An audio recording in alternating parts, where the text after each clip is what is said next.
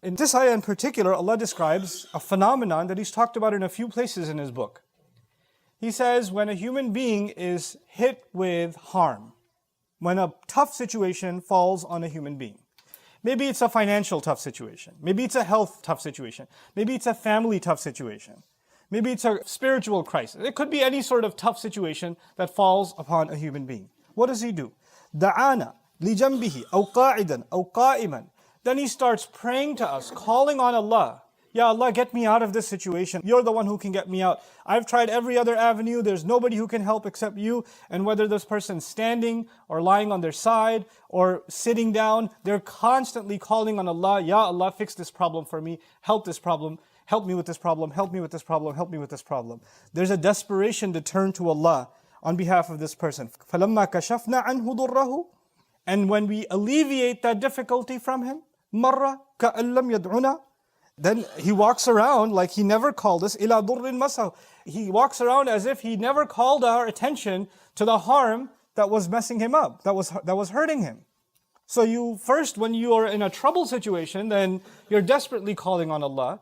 And when the problem is solved, then everybody goes back to normal. And we act like we weren't praying to Allah, we weren't desperate to Allah. There were no tears in our du'as. There used to be. But when that's gone, as if that relationship with Allah is pretty much over, I got what I needed, I can move on with my life now.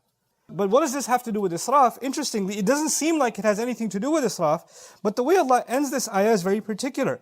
كَذَلِكَ زُيِّنَ لِلْمُسْرِفِينَ مَا كَانُوا يَعْمَلُونَ. That is how we have made for those who do excess, whatever they do has been beautified for them.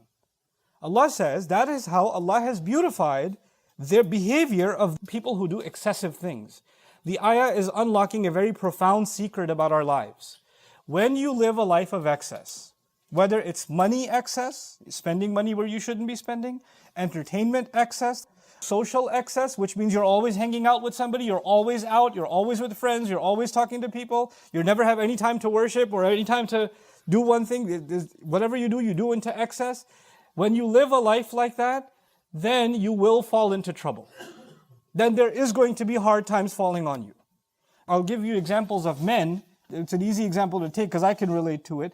As men, you have many responsibilities on you. You maybe have responsibilities towards your parents. You have responsibilities towards your siblings. You have responsibilities towards your spouse. And you have responsibilities towards your children.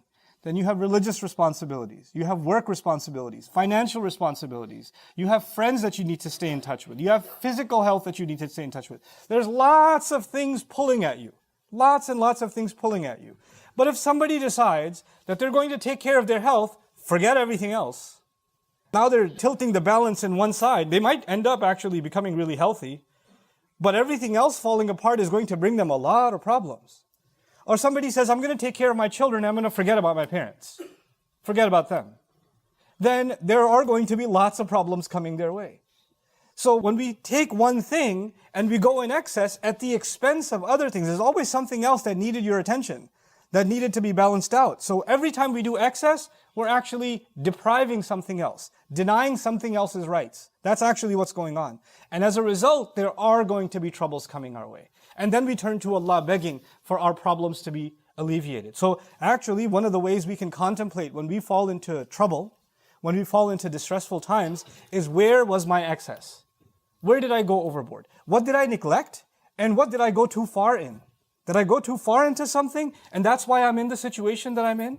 Is this how I found myself here? Because I lost that balance, that scale that was supposed to be there? So this is actually a really important principle of our deen.